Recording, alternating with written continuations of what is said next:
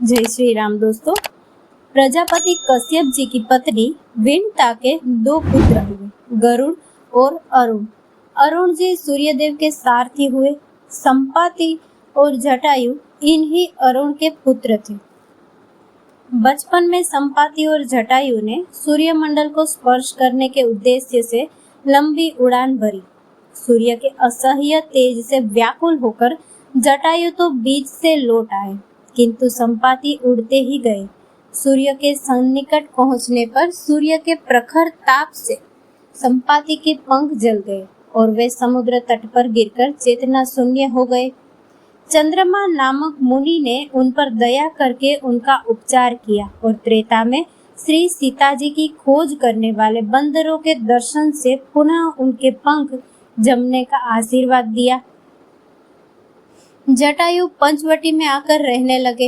एक दिन आखेट के समय महाराज दशरथ से इनका परिचय हुआ और ये महाराज के अभिन्न मित्र बन गए। वनवास के समय जब भगवान श्री राम पंचवटी में पर्णकुटी बनाकर रहने लगे, तब जटायु से उनका परिचय हुआ। भगवान श्री राम अपने पिता के मित्र जटायु का सम्मान अपने पिता के समान ही करते थे। प्रभु श्री राम जी अपनी पत्नी सीता जी के कहने पर कपट मृग मारीच को मारने के लिए गए और लक्ष्मण जी भी सीता जी के कटु वचन से प्रभावित होकर श्री राम को खोजने के लिए निकल पड़े।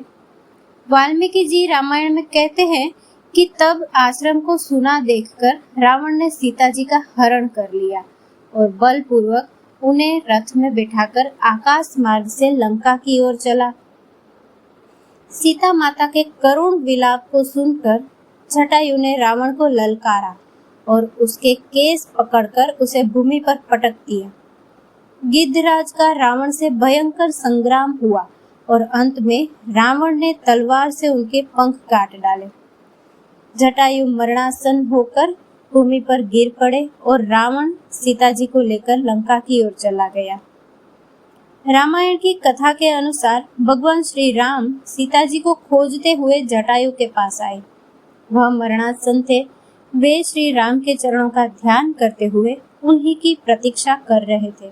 इन्होंने श्री राम से कहा, राघव, राक्षस राज रावण ने मेरी यह दशा की है। वह दुष्ट सीता जी को लेकर दक्षिण दिशा की ओर गया है। मैंने तुम्हारे दर्शनों के लिए ही अब तक अपने प्राणों को रोक रखा था। अब मुझे अंतिम विदा दे। राम जी के नेत्र भर आए। उन्होंने उनसे कहा, तात, मैं आपके शरीर को अजर अमर तथा स्वस्थ कर देता हूँ। आप अभी संसार में रहे।